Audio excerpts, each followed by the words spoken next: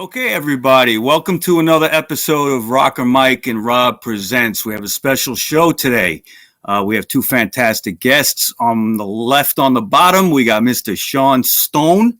He's a filmmaker, author, historian, TV host, and a guy just like his father, Oliver, is not afraid to dig into conspiracies and face everything head on. Thank you for coming on, Sean. And we got Carl Denaro on the top right. Carl, if you remember, we have been doing a series called The Son of Sam Chronicles with him. Carl is a Son of Sam shooter survivor. He was involved in the second shooting in 1976, October of that year. Hello, Carl. Welcome back. How you doing, Mike? Sean, all right. Good to see you. Good to see all of you. Yeah. Okay. Now, Sean, your most recent project is that's out is the Best Kept Secret series that people can see on streaming services right now. I believe it's five. What's that? Not on streaming services. No, only on iconic David Icke's web platform. Otherwise, it's on Vimeo on demand. Okay, you're right. Not streaming. I got you. That's kind of what I meant. Okay. Platforms. Right. Vimeo has it. Also, you got your website, seanstone.info. Everything is on there. People can check it out. This series is amazing. You touched on so many different topics, but really it was a 5-part thing on the New World Order, okay? And the way this all comes together with cults and Satanism and, the CIA, MK Ultra stuff, and you put it all together and put a nice big bow on the whole thing. And the last episode, you started out talking in the beginning of the show about the Son of Sam, okay? And that's why I have you guys here today. I'd like to dig in on that a little bit. Now, Carl, you, like I said, was a Son of Sam shooter survivor. October 23rd, 1976. Can you just kind of tell us what happened to you? Yeah, it's not that interesting of a story. I wound up hanging. I was in the bar hanging out with my friends. Ran into a college friend of mine, Rosemary Keenan. We decided to leave. Got in a car. In essence, to go out and go to a car and make out. And we drove around for a little bit in my neighborhood and found a suitable spot to park the car. And we were sitting there maybe, I don't know, 3, 4, maybe 5 minutes. And my life changed forever. I didn't realize it at the time, but I was shot in the back of the head. And, Rosemary drove back to the bar. I got out of the car, went into the bar, and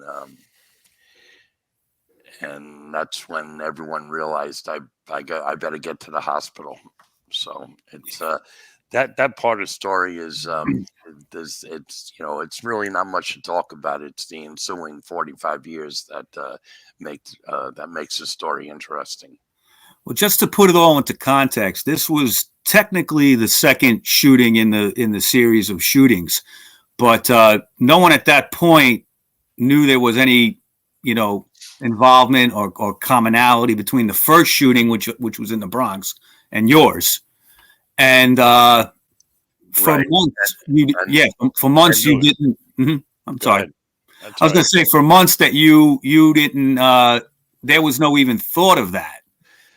No, it was like you said, second victim. So there was no Son of Sam or 44 caliber killer for another 6 months. So when my shooting happened, it went down as per the cops. It went down as a drug deal gone bad.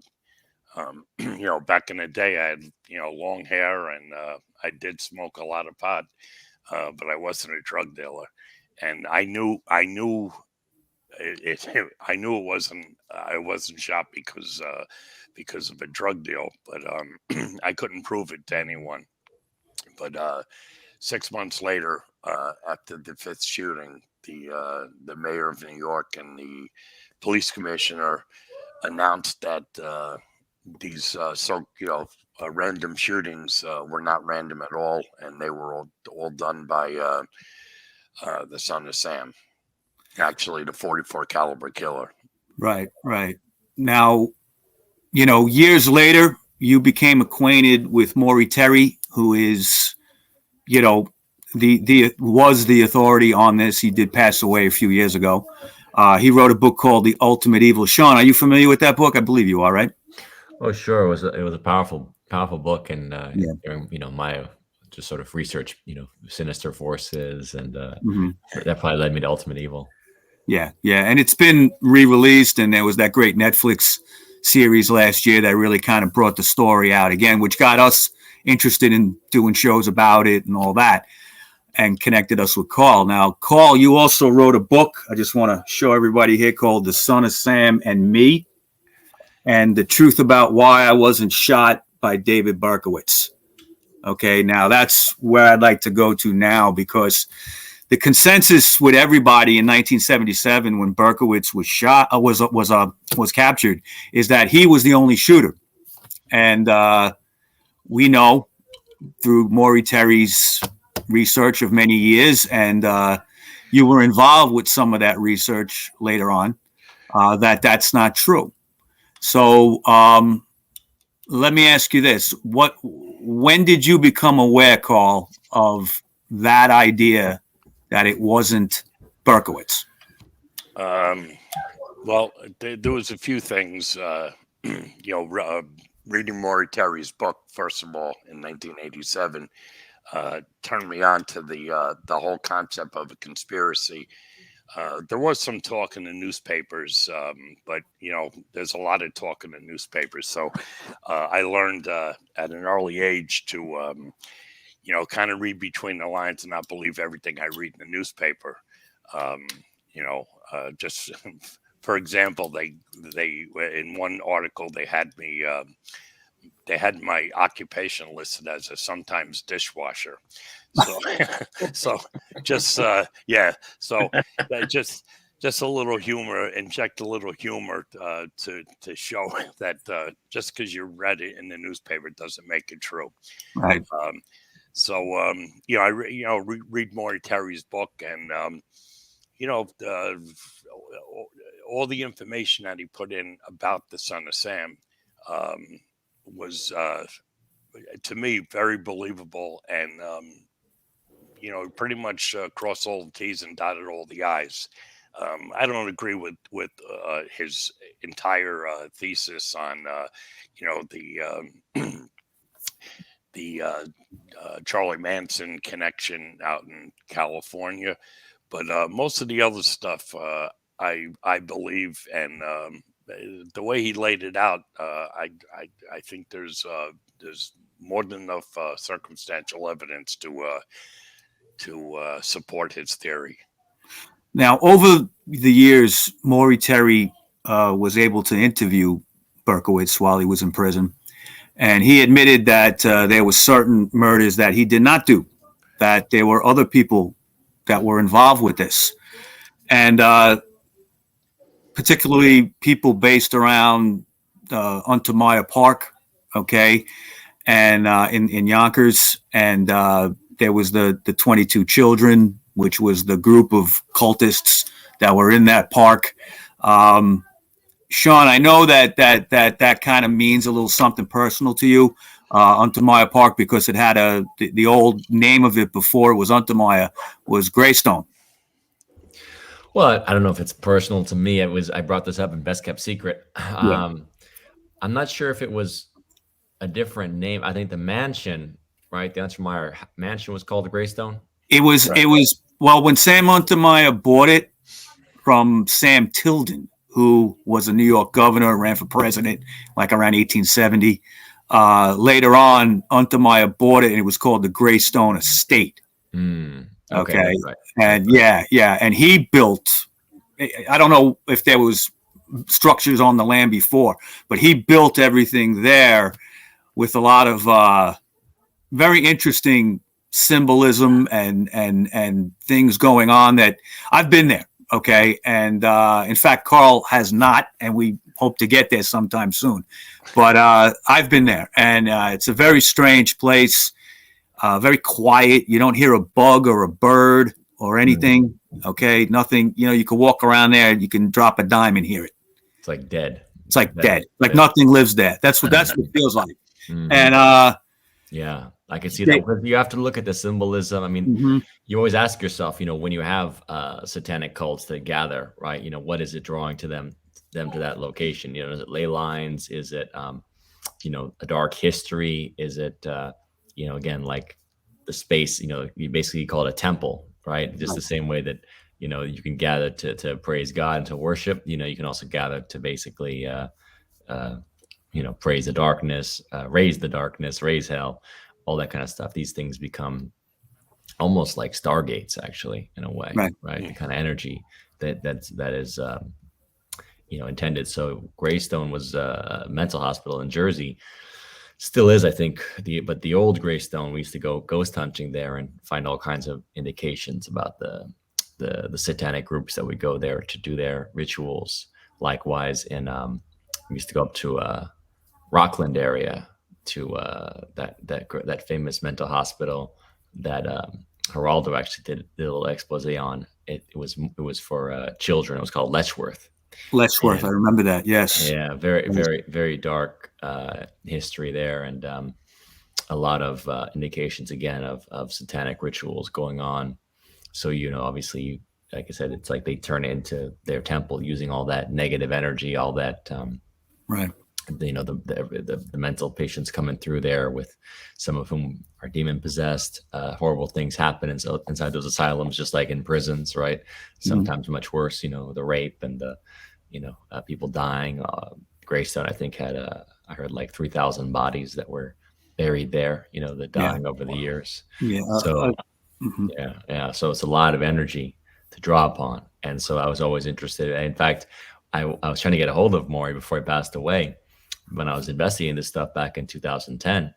And I was going to ask him if he had ever come across any of the connection between the satanic cults operating in the Yonkers area up to Rockland, to see if maybe some of the same people might be. Carl, can you answer that? Because you were close with Maury. Yeah, no, Maury never mentioned that to me. I think he had his hands full with the Son of Sam and Untermeyer. Sure. But I don't recall him mentioning that. Another place that has that similar vibe, kind of what you're talking about, Sean, is Pilgrim State out on Long Island. Okay. Most of the buildings are closed. I went there exploring as a high school kid, and I'll never forget the feeling it was going into some of those buildings. Okay. That were just totally empty, broken down, and the history, everything's still left there. Like they could just pick it up tomorrow and start operating on somebody, as everything was still there. Exactly. But weird noises and just a weird feeling in there. And at Untermeyer, it's similar. It's a weird feeling. You don't hear anything. Like I said, it's very quiet, but there's an unsettling feeling to it. And I think that places like that attract people like that. Okay. I was a big Stephen King fan growing up. I read all his books in the 70s and 80s and everything. And one part of the book, Salem's Lot, that I always remembered, and I think they say it in the film as well, is, could a house be so evil that it just attracts evil? Okay. And I think that Untermeyer Park is like that. We did a history of Untermeyer Park on another podcast, and we got into the whole thing. Who was Samuel Untermeyer? That was my big question. Who was this guy? And there's not a lot of information about him. It isn't like there's a biography or anything like that. But we dug up quite a bit with him that definitely you could see how it might be a place that would attract these kinds of people, because he was supposedly a member of the Golden Dawn. Yep. Really? Okay, right. Now, David Berkowitz himself has said this. Okay. Carl, was it with the interview with Maury, or when did David first release that information? I believe it was the second interview with Maury, but Right. I'm not sure. He did two series with Berkowitz, one in 1993. Mm-hmm. I believe. I think that was broken up into three segments, and then he did another set of interviews with Sarah Wallace in 1997, I believe. Okay. All right. Now, what we dug into when we were doing our research on that is he was a member of the Golden Dawn at the same time that Aleister Crowley was here and living in New York. Yep. Okay, this is like pre-World War I, slightly before that, around 1914, 1915. The interesting thing, too, was Untermeyer's wife. She was what used to be called a patron of the arts, okay? She kind of like would throw big parties at the mansion and kind of like bring the latest musicians or latest poets or authors around. Crowley had come to New York and had one thing he did all the time was sell his books. That's how he made money, among other things. Okay. He had a lot of books on the occult that he had written and had brought over to the United States. I mean, there's no direct link. There's nothing saying Crowley and him hung out at the mansion or anything like that, but it would make sense. It's not much of a jump to say, here's a woman who is involved in the arts, and you have Crowley who's hobnobbing with a lot of artists and musicians and stuff like that at the time. Well, here's another component, because I mean, Crowley always, there's like 6 degrees. It's like 6 degrees of Aleister Crowley, right? Yeah, everything leads back to him, right? It's super interesting. But the Greystone Manor, I had heard in California, in LA, which also had a little bit of haunted history. I think there was some kind of murder there at some point, murder suicide or something like that. Right. Apparently, Crowley was involved in drawing up the plans. I had read at one point for that estate. Crowley himself? Yeah. Wow. Really? And that was out in L.A. That's out there still. Yeah. Yeah. Well, I didn't know that. Wow. Okay. It's like you say, 6 degrees of separation. Everything goes back to him. Of course, with all the musicians, and I believe Jimmy Page still lives in his house, right? I believe he still lives there. No, I don't think so anymore. No, he sold it? Doesn't live there anymore? Yeah, okay. He lived there for a while. I know that. Yeah. But with Untermeyer also is the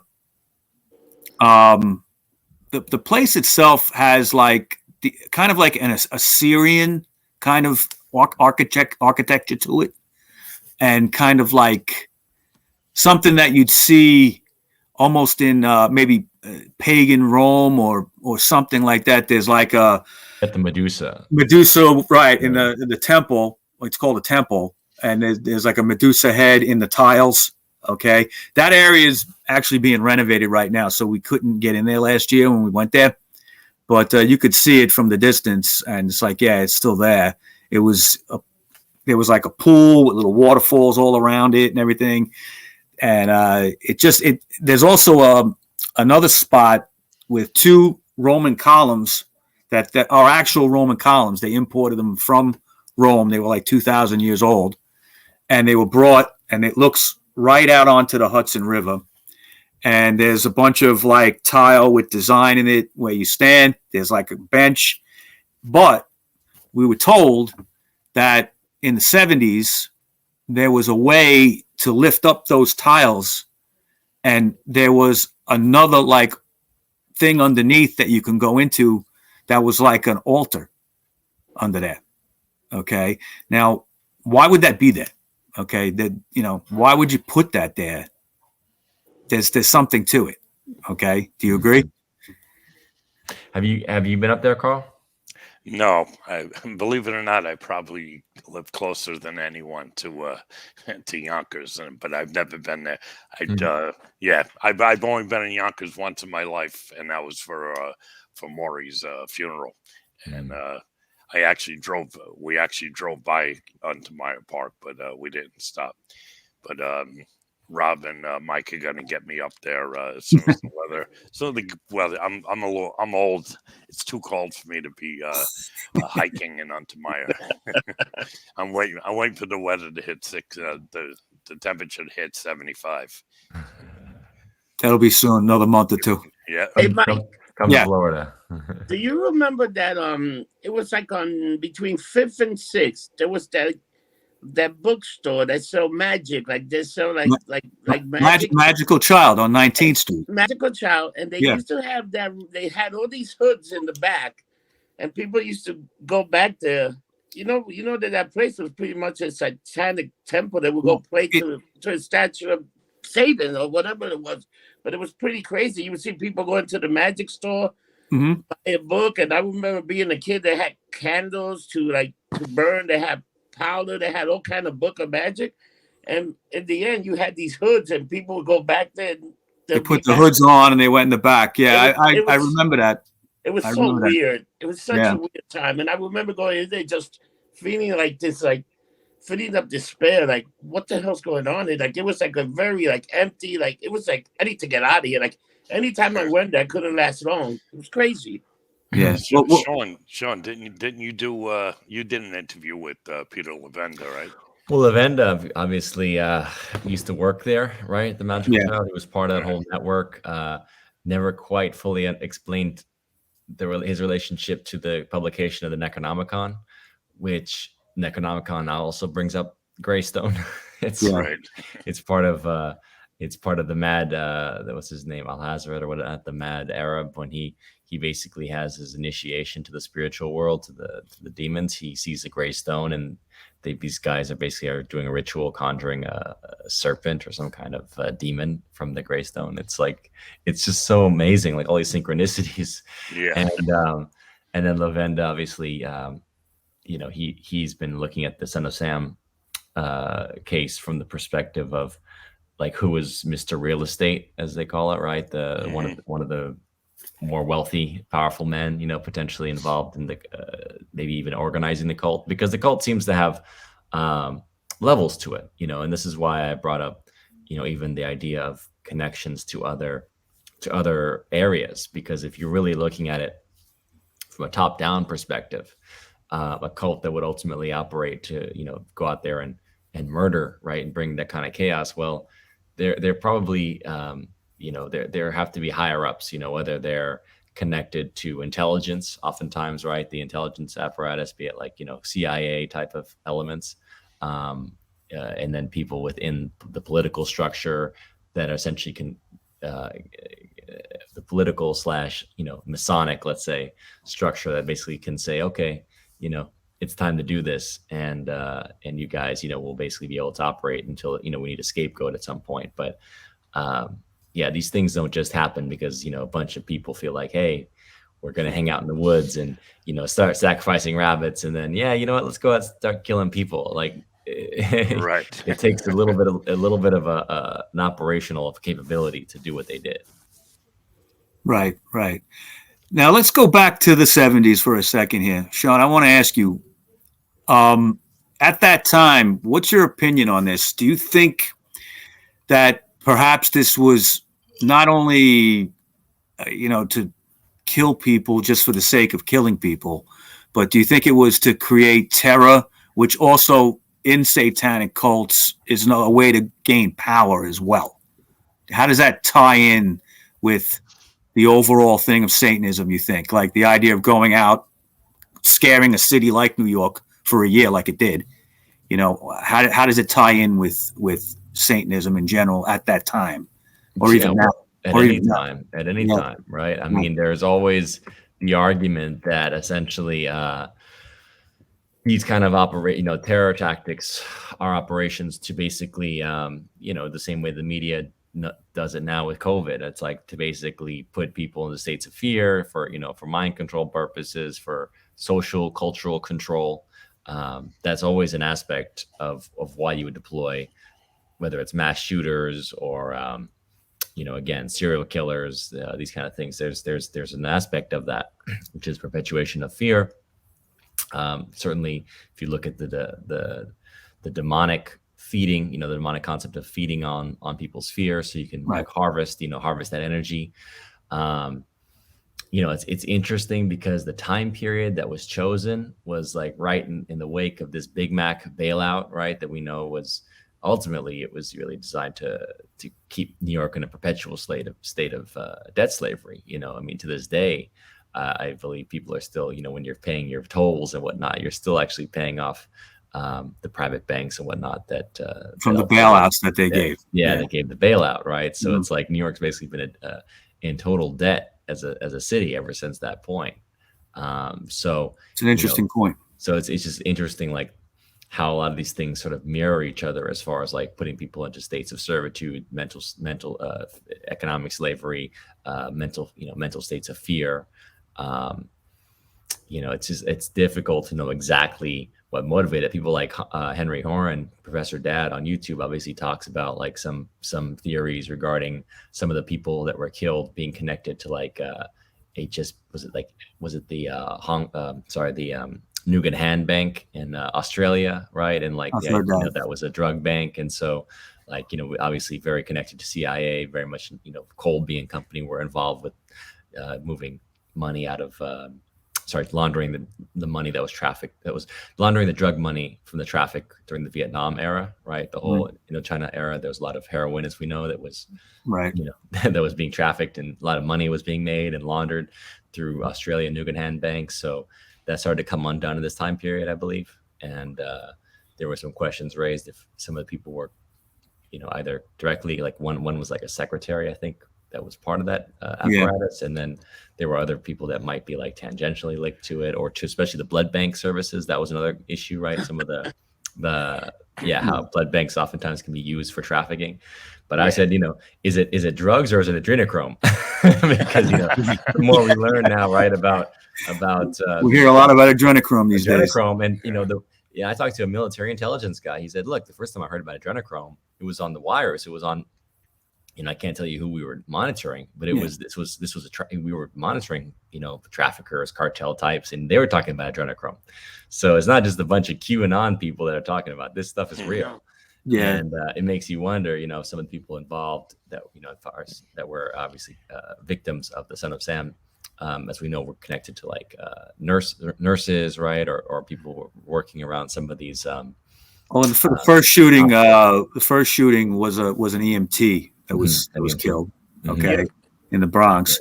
And also interesting little, the other Bronx shooting, the Valerie, what was her name? Valerie Suriano. She was a model actress. Okay. And that's all we know. Okay. But, there's also this like sex element and child sex element, within this case that you pick up on. There was a pimp on 42nd Street that was well known to be bringing in people into Yonkers and stuff like that. Were these kids, and also onto my Park. Even going back before this case, there were stories of rituals in there and children from a possible nearby orphanage being taken and murdered or abused in the park. Okay. And so there's that whole element to it. It's like what you say, it mirrors what's going on a bigger national level. You got these, the banks and these kinds of things. I just sometimes wonder if like it's hard to make all the correlations. You have to kind of like focus in on one thing. It's because when you get to that big level that you're talking about, like nobody wants to either, if they believe it, they don't want to touch it. You know what I'm saying? Because they're afraid of, obviously what you just said before about people having to know about this on some level, right? You were kind of saying that's absolutely true. I don't think you could have had the Son of Sam happening without, some kind of level authority above knowing exactly what's going on here. Well, one of the most interesting characters to me is Sam himself, right? what was his last Sam name? Carr. The Carr, right? Yeah. The Carr family. Like, who is Sam Carr really, right? And what is, because he's got a phone answering service, right? This has got intelligence written all over it. Right? Yeah. Especially that time period. Right. Yeah, and supposedly, I think I'm just repeating what I heard, but when Sam and Frances Carr got married, they were both stationed, or she was certainly stationed in a military base down, I believe, in Maryland, that is known for clandestine CIA type stuff. So it's pretty interesting. One thing I wanted to say in this vein is, usually, like with a serial killer or a robber, they have the same MO, and this is just my opinion. I don't think one size fits all in the Son of Sam case, because I've heard all the theories, and there's the medical connection. Well, that takes care of Donna Lauria, and I'm trying to think. There was one other had a connection to a hospital. Stacy Moskowitz worked in a for a shoe company. Me, I got no connection to nothing. My stepfather did work for Citibank. So if you want to make that connection, I don't see it, but he did work for Citibank. I'm not denying that. So and then you throw in, we're talking before about using transporting blood to to throw in some drugs to transport drugs. Back in the 70s, certainly in the early 70s, they were using, from what I understand, shipping, soldiers back from Vietnam, and in the body bags there's a pound of heroin. Yeah. So now you throw in the John Carr factor, who was a mechanic at the Minot Air Force Base, and possibly and again, this is just this is all just spitballing, but there's, if we want to go down that route, you got to throw in Minot Air Force Base and John Carr being there, and transporting drugs or flying drugs into that Air Force Base, because I think this case, I think I guess the main reason was to create mayhem, but there just seems to be an awful lot of human trafficking and drugs involved in the case. So I think, in my opinion, this case, I don't think we're ever going to, come up with, here's the MO, and all the people connected all have this in common. I don't think we're ever going to find that, because I don't think it exists. I think a lot of these were one-offs, for whatever reason. Some of the drug, with blood transporting could be part of the answer, but it certainly doesn't fit all of us. Right. That's right. I mean, there definitely is the potential for a hit squad, right? Like that, some people would be targeted. And then, then there also could be ritual. Hey, we need to do a hit tonight because, for ritual purposes of blood sacrifice. I mean, it's very difficult to know. Yeah. And Carl, I mean, in terms of the woman that you were with that night, the young lady, I mean, is it possible that she was a target and you were hit by accident? Yes, that's very possible. Of course, the most obvious piece of evidence, if you will, her dad was a detective in the 109th precinct, which is where I lived and where the shooting happened. Months later, it also became the headquarters for the Omega Task Force. I don't think there's any connection there. They tell me the reason they picked the 109 for the Omega Task Force is because they had a second floor that wasn't being used, so it was more of a space thing. So that's it's very possible that Rosemary was known and it was some kind of revenge thing, that her father arrested somebody or found something out. That's certainly possible. More recently, though, I've come to learn, and when I say more recently, I mean in the last 6 months, I found out that Rosemary was babysitting to make money. She was still going to school, but she babysat, and apparently the woman she was babysitting for proclaimed herself to be a witch. Hmm. Now, this is I think I might have told you this, Mike. Yeah, we talked about this on the Son of Sam Chronicles. Okay, all right. Yeah. Oh, Sure. it's not breaking news, but most people don't know it because I think this is the only second time I'm talking about it. Probably. I got this information from her sister, Hmm. and her sister, believe me, has no reason to lie. She really wants no part of this. But she sees the need for the victims to have some kind of closure, so she's helping out where she can. And when she told me that story, it kind of blew me away because I said, "Wow, I had no idea that a witch was involved." We're having a hard time tracking the witch down because Rosemary's not doing too well. So she kind of goes in and out of what's the word I'm looking for? Awareness. She's just not clear thinking. Yeah. I mean, I do have a name that we're looking into, but we haven't found anything. Another piece of information that came about when my book came out was a friend of mine who was a friend of Rosemary's, who I'm still friends with, bought the book and brought it to me to get it signed.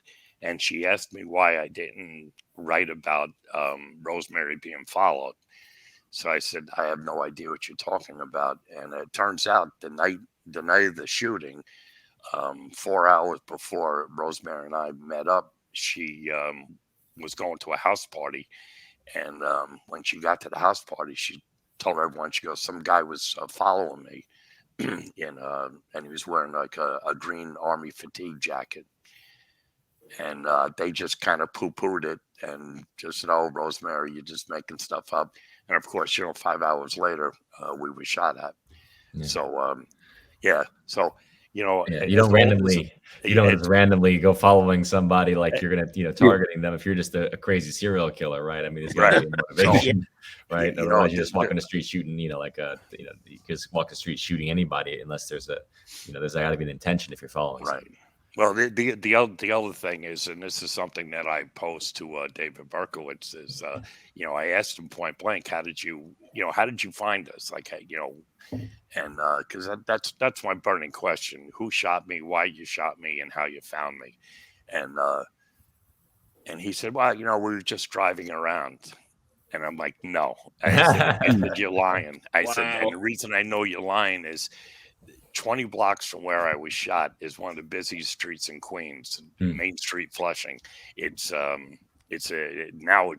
basically an Asian community, and it's like Chinatown. It's open, 4:00 in the morning. There's hundreds of people walking around. If you want to shoot somebody, just randomly, you would have went there. So like I said, Berkowitz did not tell me. But, and I know he was lying, and I called him out on it. Hopefully my next meeting with him, he'll give me a better answer. What's his motivation for not divulging more about the cult itself? He's scared about the consequences. Yeah, that's like a loaded question. It's like, on one hand, it's a real simple answer. He's got, as best as your life can be in prison, he's got it. He's got access to the library. He's got access to the kiosk where he can type out emails to people, collect emails from the outside world. I'm assuming he gets to watch TV. if he starts talking, number one, they're probably going to have to put him in isolation, and he would lose all those benefits. Believe me, I'm not defending him. I'm just answering your question. And the other thing is, in the prison, a snitch is a snitch. So that those are two reasons. I think he's not talking. I mean, there's very few people he needs to protect anymore. His immediate family are all gone. He does have a stepsister, but she broke away from him many years ago, changed her name, and I'm not going to say she went underground, but you're not going to find her. So I mean, he doesn't have to protect her. That's his public stance. Is I mean, he used that for years. They're going to come after my family. Although he was slashed in the throat. That was early on when after he got arrested. 79 or 80. Right after he was put upstate. Yeah. Right. Wow. So so I don't have an answer. I don't think David has a real answer. I think it's one of those things where there's several answers. Yeah, it's too bad. And the last thing on that note is, and this is definitely going to sound like I'm defending him, but if he did want to speak, who would he tell it to? Who's going to listen at this point? Even myself, who would love to, have him talk. Where's it going to go? Even if he told me everything, where would I go with it? He could write a book. He could write exactly right. That's about it. This is my story book than I did before. Right. But other than that, there's no DA. I don't think there's a DA or a police department that would take his new written confession. No, I don't think it's about that. I think it's about just getting the truth out as much as he can. And again, this is why we were talking a little bit earlier. I mean, to me, it's like if at the time, obviously now it's difficult, but anyone, who's like a Jim Garrison, right? Who's like trying to figure out what the heck happened here, would have gone to the Carr family and said, who the hell is the Carr family? Start with that, right? The son of Sam. Okay. So Sam Carr. All right. So who's Sam Carr, right? I would have invested. I mean, that really was the key people that are somehow connected to this whole story, right? And what is the origin? And as we talked about the intelligence component of, this answering service, who do they answer calls for? As you said, like, what is their, training as far as military intelligence? The postmaster general, always in Europe, the postmasters were controlled by the Turin and Taxis family in the Holy Roman Empire because it was about information, right? If you're the postmaster and you're opening messages, you're reading letters, that's just like Kissinger was doing that stuff, but back at Harvard. I mean, it's like all the FBI was always doing that, right? Reading letters. So it's like bugging somebody's phone. Now exactly. So answering services, heck, you got to have intel kind of like keeping interests in those kind of things. And so I mean, it's just incredible to me how the cars were really the primary focus of the investigation. I agree 100% with you. I wasn't smart enough, 30 years ago to even think of that. But now it's like that should have been police's focus. Especially when it was the daughter that was the one that sent him over there, right? Wasn't it the daughter? Well, yeah, and I'm still suspect over that phone conversation where the NYPD detective Justice calls up just to get can you get in touch with this guy because we want to talk to him? And she goes off on a 20-minute rant on David Berkowitz is the son of Sam. It's like it's a lot of information for a simple call like that. Yeah. And like you said, you throw in the answering service. You throw in the fact that in the telephone book there's a listing for John Weedy Carr, which was a shared line for for John and Weed Carr. Yeah. And that's in one of the letters. and again, maybe not in 2 or 3 months before they caught Berkowitz, but once they caught Berkowitz, and this is my big bone to pick with law enforcement. I have very few issues with the investigation in 76 and 77. But once they caught Berkowitz and the ensuing 3 years where additional information came out, some of which we just talked about, it was never followed up. And that's a crying shame. The cops wanted to just end it.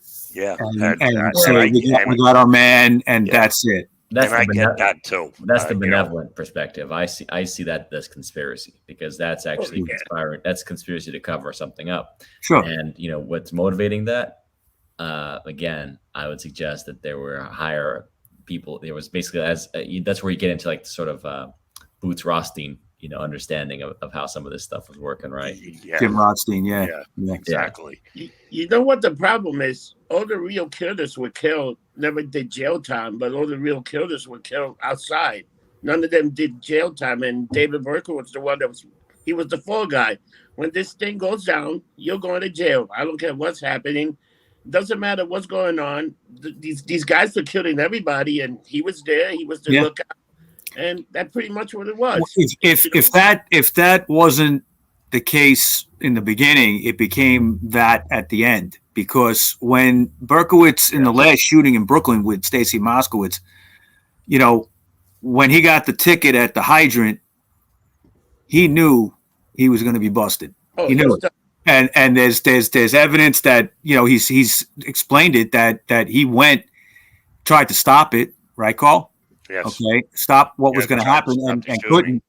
And Maury Terry had gone in his investigations, basically timed it how long it would have took for him to go from where the car was, take the ticket off, run back to the shooting scene. He couldn't have done it. Okay, it happened already. He wouldn't have had enough time to get over that. And don't forget that one of the biggest problems in New York is parking. Yeah, we know that. Yeah. When he was parked in front of the fire hydrant and pulled away, where did he go park to get back to the shooting scene? He drove around. Yeah. I think that's an open and shut case. I mean, there's certainly a lot to still investigate. I don't think that's one of them, though. But with the call that Carr got when she was the dispatch, okay, I think they were waiting for that call. I think they knew they were going to get that call. She knew it might happen, okay, and she was probably prepared on what to say, because she threw everything right at the guy calling and was like, "Here, he's the son of Sam." So it's like something that should have been investigated further. They should have realized there's other people involved with this.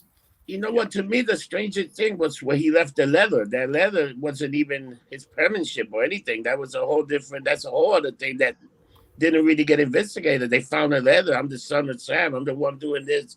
And when you think about it, they were all living with Sam. So you know what? Pretty much they gave you a lot of clues there. Who's the ringleader? Who's doing everything? Right. And it was done in block letters. Okay. Yeah. And we know that John Carr was a graphic designer, right? John was or Michael? John, right? Michael. Oh, Michael. Excuse me. Michael was a graphic designer. John was pretty much a drug addict. Yeah, that's all he was, right? Michael had a little talent, but and again, just for anyone that thinks David Berkowitz and John Carr pulled this whole caper off, there's just no way. I mean, like you said, the guy. I mean, we have there's hospital reports of 2 overdoses in right in that time period. So I mean, this isn't. I don't think he's not a weekend warrior. Let's put it that way. He had a pretty severe drug problem. But Sean, this kind of goes back to what we were talking about a little while ago about Satanism. Okay, where people like that, a drug addict, John Carr. Okay, Berkowitz, a guy. Well, one thing that's kind of a myth is he's kind of portrayed as like this loner, doesn't have a girlfriend, can't get along in society. It's not true. Okay. He was a social guy. He went out. Okay. He hung out with people. and just got involved with this group. Okay. And but again, he was a guy that could be manipulated. Well, that was clear. I mean, I think he might have. I mean, whatever happened to him in the military, I think he comes back a different person. You know, he's basically a bit more dissociated. It's probably something, obviously activated something that happened to him as a kid. I mean, he's adopted, right? So he's already, you know, had some trauma around that. I don't know what else happened in his upbringing, but essentially, you're basically dealing with someone that when he goes to the military is a continual. It basically activates or triggers, let's say, you know, his dissociative issues. And I think you see that in some of the pictures, like how this guy can, you know, basically be an affable, normal guy and dissociate into this someone who can be involved in the satanic cult and involved in murdering people. Right. It's not normal to go out and kill people. Right? I mean, it's just like, well, even in the military. You know, I was just going to say, if you're in the military, and this is you get into this with your best kept secret show, is you know, your boot camp is like you're being trained to kill. You're to a certain extent, but even then, it's difficult. Like even then, they've shown studies of how many soldiers in wartime, it's, you know, all through World War I and whatnot, like oftentimes will aim above the enemy. You know, we could call it unconsciously. You could say, you know, just not wanting to kill, because it's so difficult. So that's why drugs are an important aspect of it. Dissociation, basically getting people into that state where they are just a frenzy, where it's like, you know, they don't realize what they're doing. So terror obviously is an aspect of that. So again, it's like, it's really, you know, someone like Berkowitz, it's interesting how he said, you know, basically like he kind of bought into that idea that he was destined to be part of this thing. You know, that essentially he talks about it like it was before he was born. It was almost like he was just sort of, I don't know if that's his dissociation or if it's something that happened as a child, or it's just the way that he sees himself playing into this ultimately a game. It's a game of higher powers. You know, is he talking about physical powers, you know, physical intelligence agencies have powers, or are we talking like the supernatural powers, you know, Satan and forces, you know, demons and things like this, and actually understanding that these things are real. They do work through people. Interestingly enough, Carl, when you went to see David Berkowitz back, was it November, I believe you did that? Yeah. He didn't tell you everything you wanted to know, obviously, but he did, and you know, with some interesting stuff that he had information about the, you know, stuff that the Nazi occultism, like the Thule Society and things like that.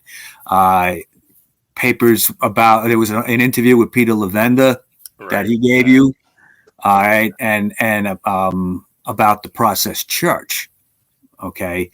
And, you know, the Process Church has always kind of been, you know, linked into this story. Some people believe it's real, some don't. It's kind of like you can't really put your finger on it. But there was a Process Church element in Yonkers at that time that could have been involved with the whole thing, or at least in the planning of it, right? Sure. I mean, there's no question that the process was in Untermeyer Park. Mm-hmm.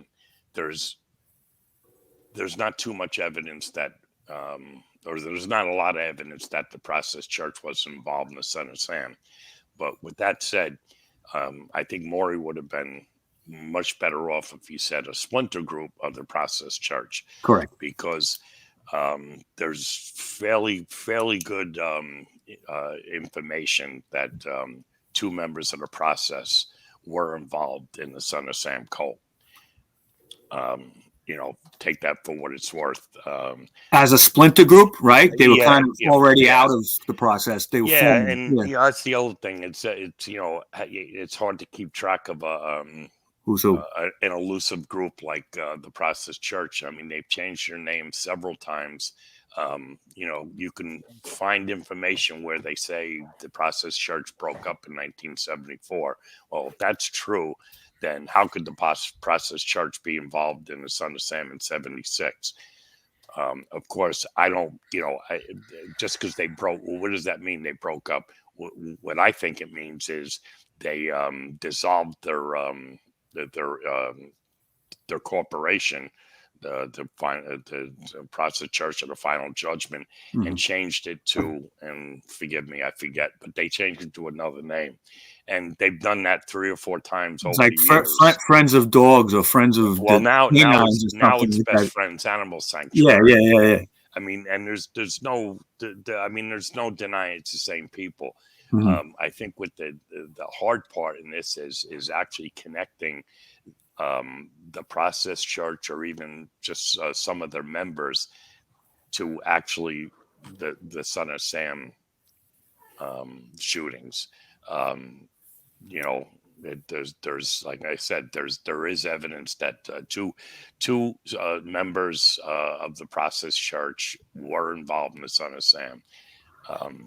They could have just, the group that Berkowitz and Carr were with could have been just influenced by these two people, or the Process Church in general.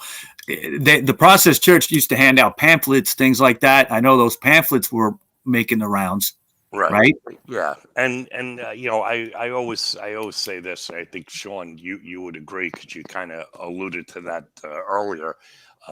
Bad people hang out with bad people, and were the card-carrying members of the Process Church that teamed up with the 22 disciples. I don't know the answer to that, but I do know that there's certainly enough evidence that bad people were hanging out in the park, and Untermeyer Park, and some of them committed the Son of Sam shootings. That's one area of research that certainly could use more research. And I'd like to go there, Carl. Okay, and we'll go there, and definitely. And well, I don't mean just go to Untermeyer. I mean, I think we need to. That's an angle that we need to look at. So there's just one last thing on that is, and again, this isn't Maury Terry, because it's Detective Rothstein that came up with the Process Church, and he came up with that in 69 or 70. 6 years before the Son of Sam shootings.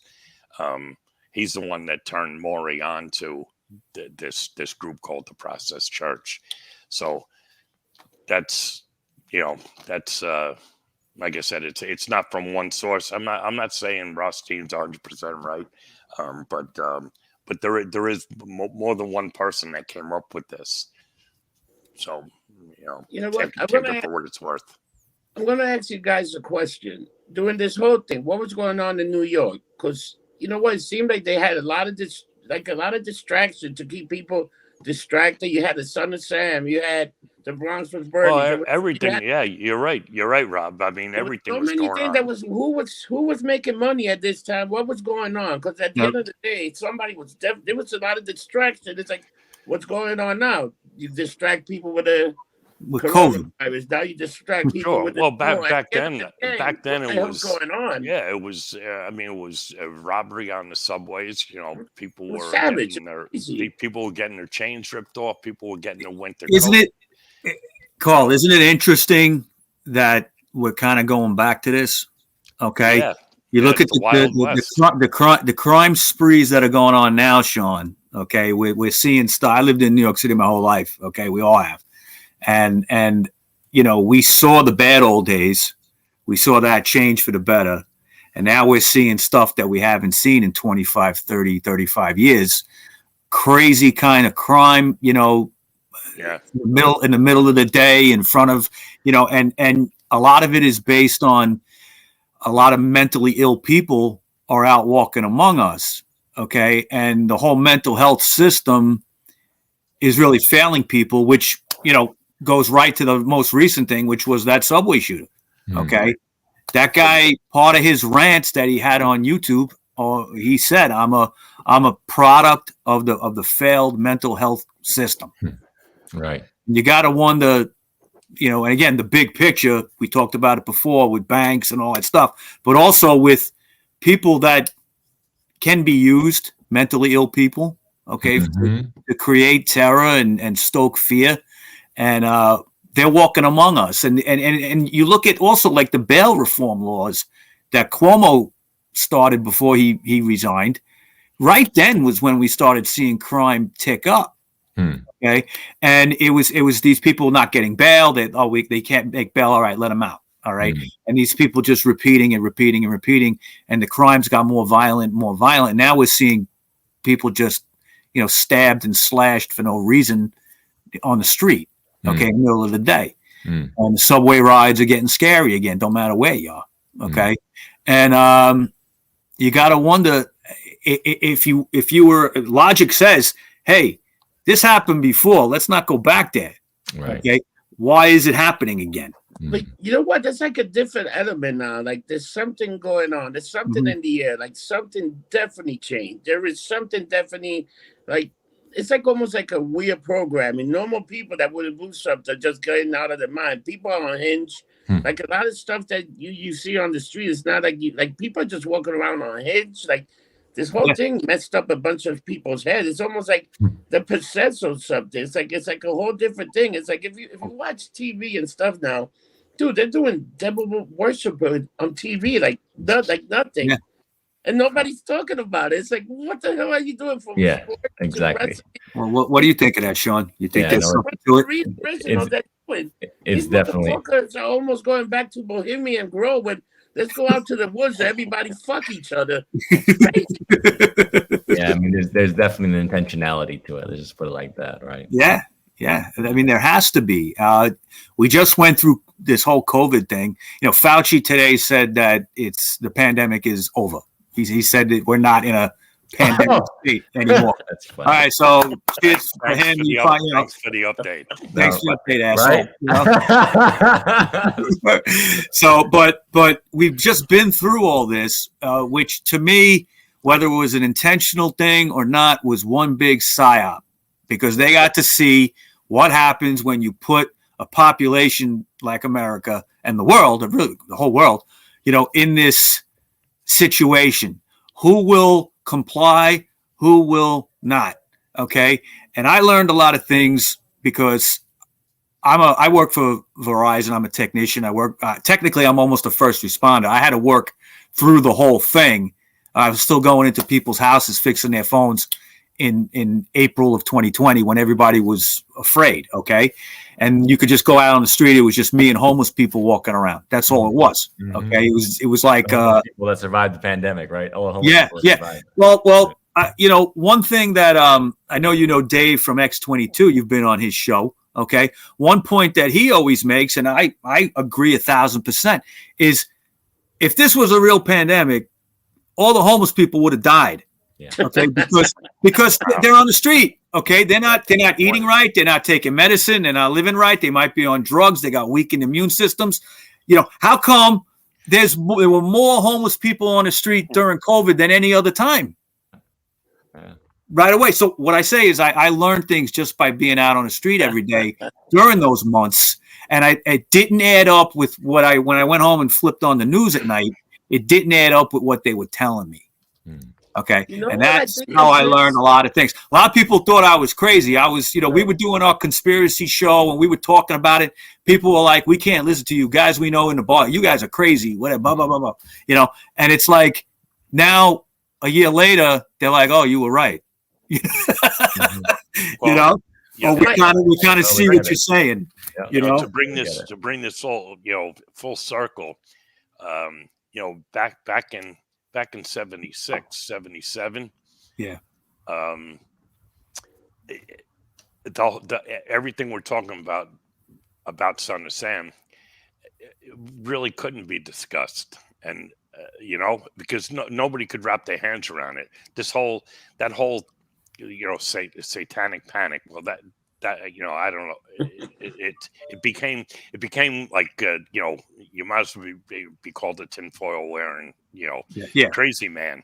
I don't think people could wrap their hands around it. So I think it made it easier for everyone to get away to get away with what they did, because it's like, oh, come on, a satanic cult that's killing, people. That's ridiculous. Same thing with pedophilia. Same thing with human trafficking. Yep. If you mention, that school teachers or whatever, but the Little League coach. Pizzagate. Don't say Pizzagate. If you said that in the 70s or even the 80s, people would say, "Oh, come on, you just you're making this stuff up." But as cases come to the public, it's certainly now is the time we can actually talk about human trafficking, and but I don't think we I know when I started talking about the conspiracy and the satanic thing with Son of Sam, I mean, people that I knew, they stopped talking to me. I mean, we just stopped talking about the Son of Sam because they just said I'm full of crap. And, now, 30 years later, we could talk about it. So maybe this is, I don't know, it's like, maybe it's a slow, I'm not really sure how this works or who's in charge of it, but maybe it's like a slow, meticulous march towards total domination, and COVID might have been like the last hurrah, or who knows? Maybe it's I don't think it is the last hurrah, Carl. I think it was right. Yeah, I think we're getting to a point now. You think about what's going on in current events right now, the Ukraine war, that kind of stuff. What would scare people even more into complying? A city gets nuked. I hate to say it. Yeah. Okay. I'd like to think that wouldn't happen.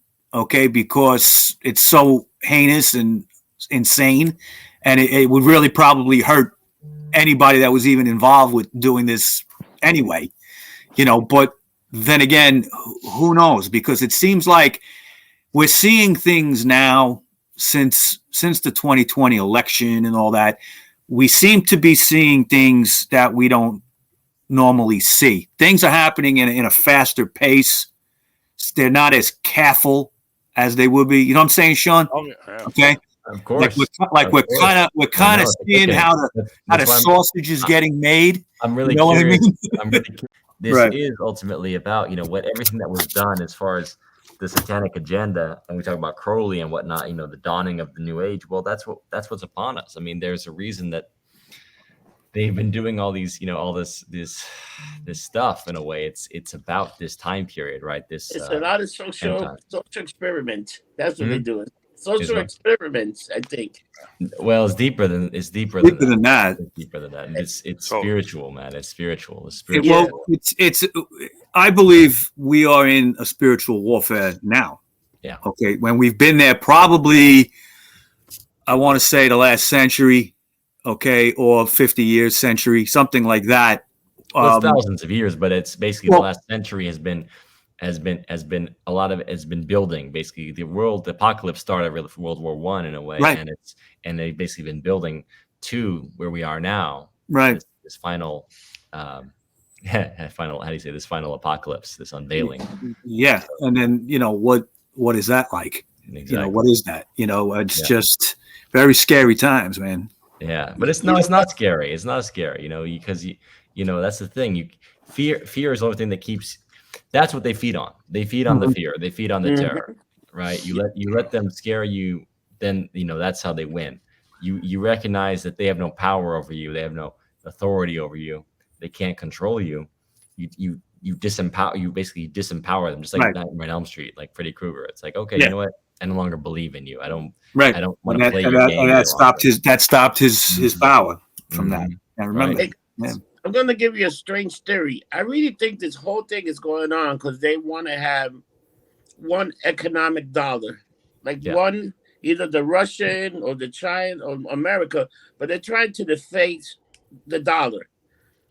One of these countries want to have the dollar that's used to the whole world. Like right now, one world currency. Is that what you're trying to say? The currency, the money. Like the American dollar is used everywhere. You go anywhere, it's the most valuable thing. As much as people say it's not that valuable, it's the most valuable. But now China's making a power move. Russia's making power move. At the end, it's all about the money. Look what this guy did. Elon Musk just bought Twitter for $44 billion. Why?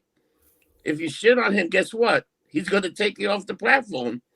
You know, there's a lot of stuff. There's a lot. I don't know if that's true. I don't think that's really what's going on there. I